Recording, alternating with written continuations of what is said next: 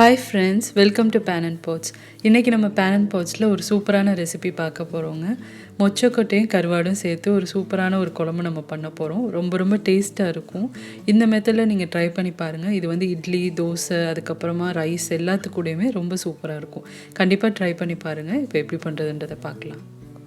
இப்போ இந்த குழம்பு பண்ணுறதுக்கு ஃபஸ்ட்டு நம்ம வந்து புளியை ஊற வச்சிடலாம். இந்த அளவுக்கு புளி வந்து நான் சுடுதண்ணி சேர்த்து ஊற வைக்க போகிறேன். சுடுதண்ணி சேர்த்தோம் அப்படின்னா உங்களுக்கு சீக்கிரமாக புளி ஊறிடும். ஸோ அதனால் ஒரு மூடி போட்டு இதை வந்து ஒரு 10 நிமிஷம் பக்கம் நம்ம ஊற வச்சிடலாம். இப்போ அடுத்ததாக பார்த்தீங்கன்னா இந்த குழம்புல நான் வந்து மொச்சக்கொட்டை சேர்க்க போகிறேன். இது வந்து காஞ்ச மொச்சை பயிறுன்னு சொல்லுவோம். ஸோ இது வந்து பார்த்திங்கன்னா இந்த மாதிரி தான் இருக்கும். கொஞ்சம் மீடியம் சைஸாக இருக்கும் பார்க்குறதுக்கு. ஸோ இந்த பயிரை வந்து நம்ம தனியாக குக்கரில் சேர்த்து வேக வைக்கணும். இது வந்து ஊற வைக்கலாம் தேவையில்லை. டைரெக்டாக நம்ம வந்து வறுத்துட்டு வேக வச்சிடலாம். இப்போ வந்து ஒரு ப்ரெஷர் குக்கரில் 1/4 கப் அளவுக்கு இந்த மொச்சப்பயிறு எடுத்திருக்கேன். இதை வந்து சேர்த்துட்டு நல்லா கொஞ்சம் சிம்மில் வச்சு இதை ரோஸ்ட் பண்ணிக்கோங்க. கலர் வந்து உங்களுக்கு கொஞ்சம் லேசாக மாறி வரும். அதே மாதிரி பயிரோட வாசம் நல்லா வர ஆரம்பிக்கும். அந்தளவுக்கு இதை வந்து வறுத்துட்டு தண்ணி சேர்த்து வேக வச்சிடலாம். இப்போ பாருங்கள் நல்லா கொஞ்சம் செவந்து வந்திருக்கு. வாசமும் நல்லா வர ஆரம்பிச்சிருச்சு. இந்தளவுக்கு வறுப்பட்டதுக்கப்புறமா தண்ணி சேர்த்துக்கோங்க. நான் வந்து 1 கப் அளவுக்கு தண்ணி சேர்த்துக்கிறேன். தண்ணி சேர்த்துட்டு இதை வந்து 4லேருந்து 5 விசில் வரைக்கும் நம்ம வேக வச்சுக்கலாம். ரொம்ப குலைவாயிடக்கூடாது. அதனால் கொஞ்சம் பார்த்து நம்ம கவனமாக வேக வைக்கணும்.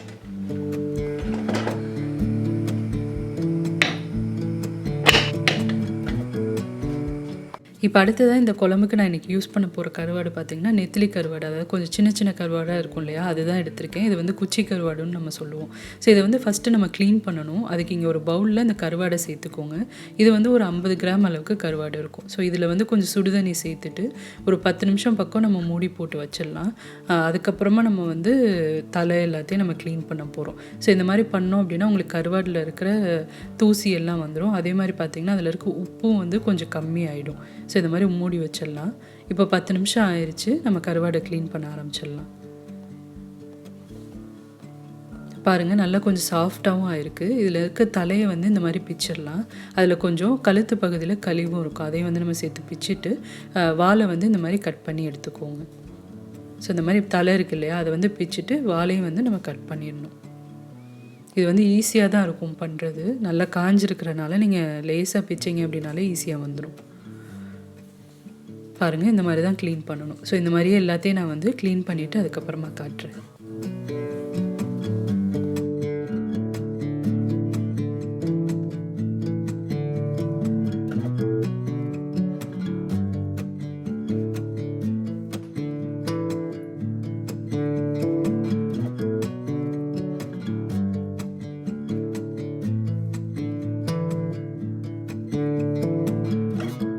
இப்போ பாருங்கள் கருவாடு எல்லாத்தையுமே க்ளீன் பண்ணி எடுத்தாச்சு. இந்த மாதிரி கட் பண்ணி எடுத்ததுக்கப்புறமா தண்ணியில் ஒரு 3 இல்லாட்டி 4 வாட்டியாவது நல்லா அலசிட்டு இதை வந்து நம்ம தட்டில் எடுத்து வச்சுக்கலாம். ஸோ அதில் இருக்க மண், அதுக்கப்புறமா உப்பு எல்லாம் உங்களுக்கு க்ளீன் ஆகிடும். ஸோ இப்போ அடுத்ததாக வந்து குழம்புக்கு தேவையான காய்கறி எல்லாமே நம்ம கட் பண்ண ஆரம்பிச்சிடலாம். 2 பச்சை மிளகாய் எடுத்திருக்கேன். அடுத்ததாக இந்த குழம்புல வந்து நம்ம கத்திரிக்காய் சேர்த்து பண்ணோன்னா இன்னும் டேஸ்ட்டு நல்லாயிருக்கும். ஸோ கத்திரிக்காய் வந்து இந்த மாதிரி சின்ன பீசஸாக கட் பண்ணி எடுத்துக்கலாம்.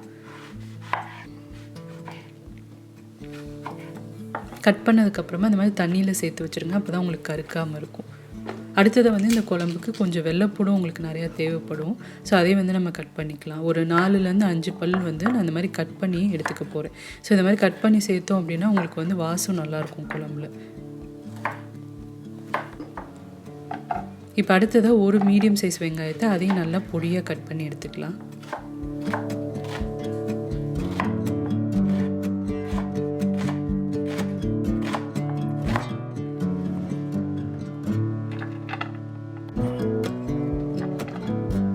இப்போ அடுத்ததாக ஒரு மீடியம் சைஸ் தக்காளியும் நான் வந்து பொடியாக கட் பண்ணி எடுத்திருக்கேன். அப்புறமா தாளிக்கிறதுக்கு தேவையான கருவேப்பிலையும் எடுத்துக்கலாம்.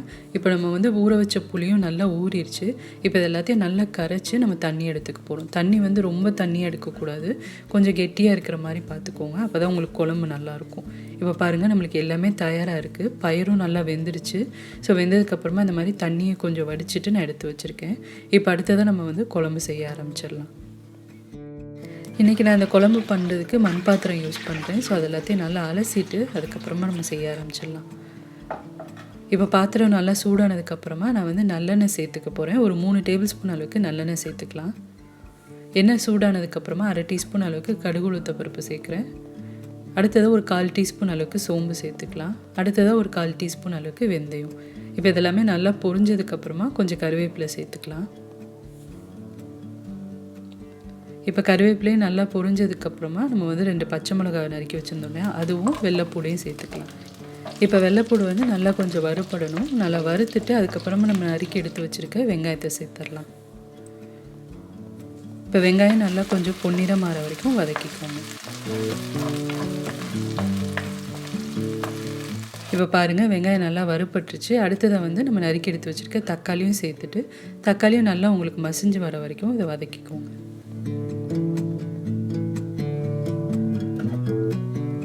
இப்போ பாருங்கள், தக்காளியும் நல்லா வதக்கியாச்சு. அடுத்ததை நம்ம நறுக்கி எடுத்து வச்சுருக்க கத்திரிக்காவை சேர்த்துடலாம். கத்திரிக்காய் சேர்த்துட்டு அந்த எண்ணெயிலே கொஞ்சம் வதங்கணும். அதுக்கப்புறமா தான் நம்ம மித்த பொருள்லாம் சேர்க்க போகிறோம். ஸோ அதனால் ஒரு நிமிஷம் பக்கம் நல்லா வதக்கிக்கலாம்.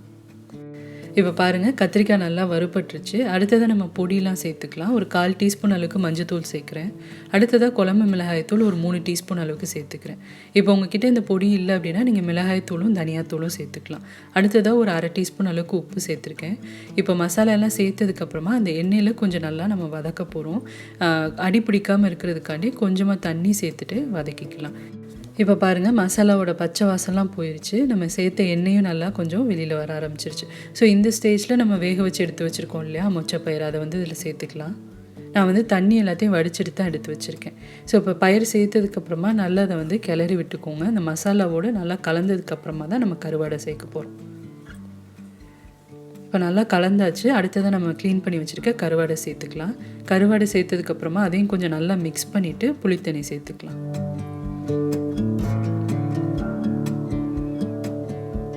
இப்போ பாருங்கள், நல்லா கலந்தாச்சு. அடுத்ததை வந்து கரைச்சி வச்சுருக்க புளி தண்ணி சேர்த்துக்கலாம்.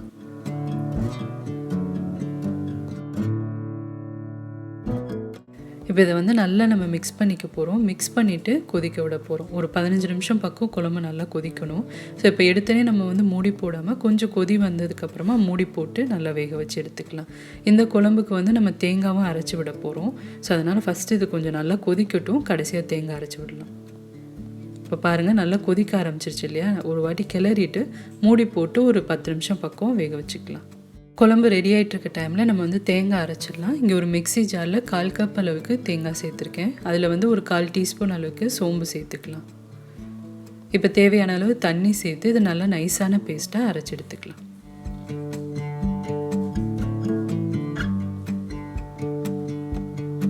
இப்போ பாருங்கள், நல்லா இந்த மாதிரி நைஸாக அரைச்சி எடுத்தாச்சு. குழம்பு கொஞ்சம் ரெடியானதுக்கப்புறமா கடைசியாக அதை சேர்த்துக்க போகிறோம். இப்போ பாருங்கள், குழம்பு நல்லா கொஞ்சம் 10 நிமிஷம் பக்கம் கொதிச்சிருச்சு. சூப்பராக நம்மளுக்கு சேர்த்த காய் கருவாடு எல்லாமே நல்லா வெந்து வந்துருச்சு. ஸோ இந்த ஸ்டேஜில் நம்ம அரைச்சி வச்சுருக்க தேங்காவை சேர்த்துடலாம். தேங்காய் சேர்த்துட்டு ரொம்ப நேரம் கொதிக்க விட தேவையில்ல. ஒரு வாட்டி நல்லா மிக்ஸ் பண்ணிவிட்டு ஒரு 2 நிமிஷம் பக்கம் கொதிக்க விட்டு இறக்கிடலாம்.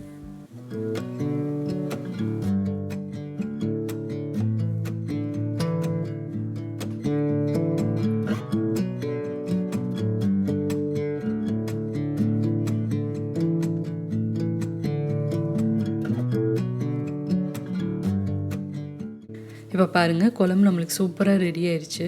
நல்லா திக்காக இருக்குது பார்த்தீங்களா. இந்த மாதிரி இருந்தால் தான் அந்த குழம்பு வந்து சாப்பிட்றதுக்கு நல்லாயிருக்கும். அதனால் கொஞ்சம் இந்த மாதிரி திக்காகவே பண்ணிக்கோங்க.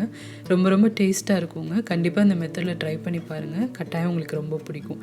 இது வந்து நீங்கள் ரைஸோடு சாப்பிட்லாம். அதுக்கப்புறமா இட்லி தோசை எல்லாத்துக்கூடையுமே இது ரொம்ப நல்லாயிருக்கும்.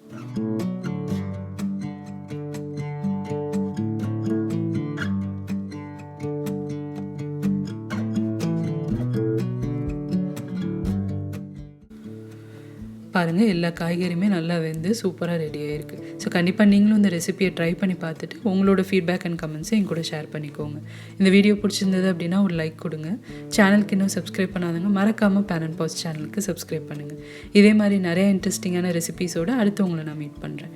panandpots, fuel for life.